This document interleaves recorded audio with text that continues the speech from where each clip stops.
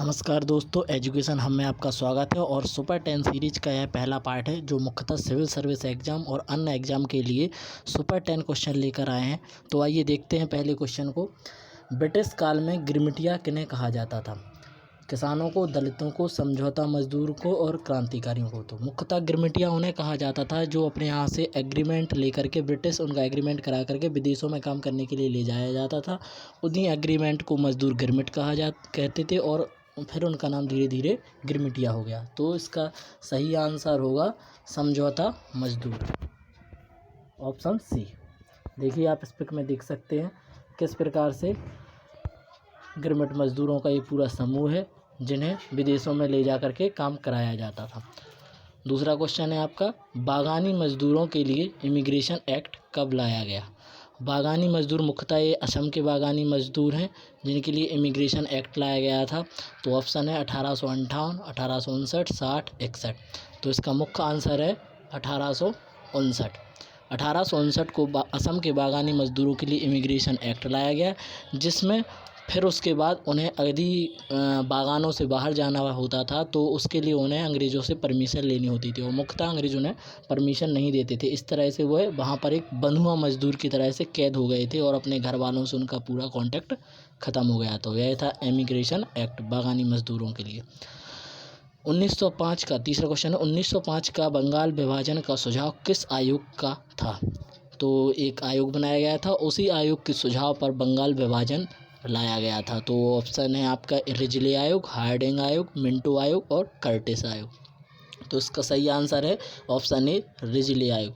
Risley आयोग की अनुशंसा पर ही बंगाल विभाजन का सुझाव दिया गया था, जिसके बाद बंगाल विभाजन किया गया था। क्वेश्चन नंबर 4 आपका है, बेलम का संबंध किससे है? ताम्रपत्र से, चर्मपत्र से, स्वर्णपत्र से और कांस्य से। तो इसका सही आंसर है आपका, बेलम का संबंध है आपके चर्मपत्र से, ऑप्शन बी। चर्मपत्र मुख्यतः जानवरों की खालों की चमड़ी से एक पतला लेयर बना दी जाती थी और उस पर लिखने का काम किया जाता था। तो उसे उस समय बेलम कहा जाता था ब्रिटिश काल में। अगला ऑप्शन है आपका, मार्तंड वर्मा उपन्यास की रचना किसने की थी? ऑप्शन ए, नारायण गुरु, बाबा बलंगर, रमन पिल्लई और सीताराम राजू। तो इसका आंसर, सही आंसर होगा option C, C V. Raman Pillai, जो मुख्यतः क्रांतिकारी थे अंग्रेज़ों के समय में और इन्होंने अपना ज़्यादातर टाइम विदेशों में रह करके, जर्मनी में रह करके अंग्रेज़ों के खिलाफ आज़ादी के लिए लड़ाई लड़ी थी। और मुख्यतः जब ये अस्थायी भारत सरकार बनाया गया था उसमें इन्होंने विदेश मंत्री की भूमिका भी निभाई थी। ये रहे आपके सी.वी. रमन पिल्लई, जैसा कि आप देख सकते हैं। और क्वेश्चन नंबर 6 है आपका, भारतवर्षीय ब्रह्म समाज के संस्थापक कौन थे? तो देवेंद्रनाथ टैगोर, स्वामी नारायण, सी केशव चंद्र सेन और आत्माराम पांडु। तो इसमें सही आंसर होगा ऑप्शन सी, केशव चंद्र सेन।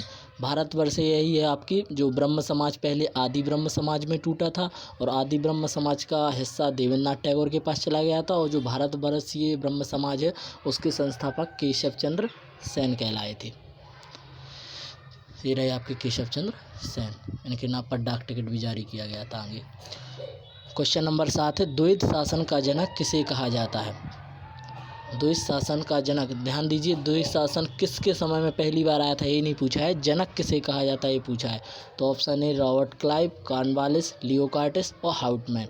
तो इसका आंसर, सही आंसर होगा लियो कार्टिस, जिन्हें द्वैत शासन का जनक कहा जाता था। हालांकि सबसे पहली बार इसकी शुरुआत यदि देखी जाए अंग्रेजी शासन में तो रॉबर्ट क्लाइव के टाइम पर हुई थी। जब बक्सर युद्ध के बाद से जो द्वैत शासन की शुरुआत की गई थी वो रॉबर्ट क्लाइव के टाइम पर की थी, लेकिन इसका जनक लियो कार्टिस को माना जाता है।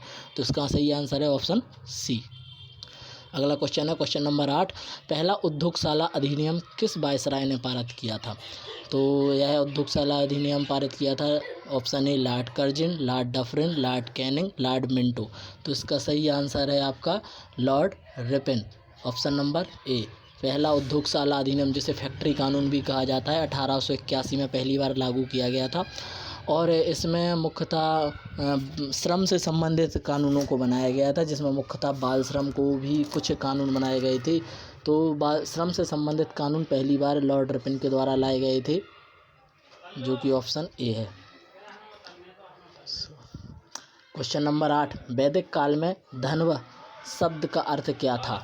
पिछली बार MPPSC में भी इसी तरह से कुछ शब्दों के, वैदिक काल के शब्दों के अर्थ पूछ लिए गए थे, तो उसी का एक क्वेश्चन उठाया है। धन्व शब्द का अर्थ क्या है?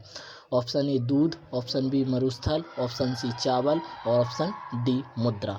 तो इसका सही आंसर है ऑप्शन बी, मरुस्थल को कहा गया है धन्व शब्द वैदिक काल में। ठीक है, ध्यान रखना है इसमें धन। बाकी अभी कुछ और क्वेश्चन और कुछ और शब्दों के भी अर्थ आपको ध्यान होने चाहिए, क्योंकि यह ज़्यादातर PCS एग्ज़ाम और सिविल सर्विस एग्ज़ाम में ज़्यादातर पूछे जा रहे हैं। इसके बाद आपका लास्ट क्वेश्चन ये रहा, कौटिल्य के अर्थशास्त्र में दंडपालन अधिकारी का काम क्या था? पहला सेना सामग्री का प्रबंधक, दूसरा किलों का प्रबंधक, तीसरा सेना का प्रबंधक और चौथा दंड देने वाला अधिकारी। तो इस प्रकार के क्वेश्चन आपको नाम से ही दिख रहा होगा, दंडपाल और फिर दंड देने वाले अधिकारी, तो आप यह गलत कर सकते हैं, ऐसा नहीं होगा। तो इसमें दंडपाल का सही अर्थ है सेना सामग्री का प्रबंधक। सेना सामग्री का प्रबंधक को दंडपाल की भूमिका कहा जाता है। कौटिल्य के अर्थशास्त्र में भी इसका जिक्र किया गया है। तो इस तरह से आपके 10 क्वेश्चन का एक सीरीज़ बनाई गई थी। यदि आप लोगों को ये पसंद आया है तो इस वीडियो को लाइक कीजिए, शेयर कीजिए अपने दोस्तों के साथ और चैनल को सब्सक्राइब कीजिए, ताकि हम इस सीरीज़ के आगे और पार्ट जारी कर सकें। धन्यवाद।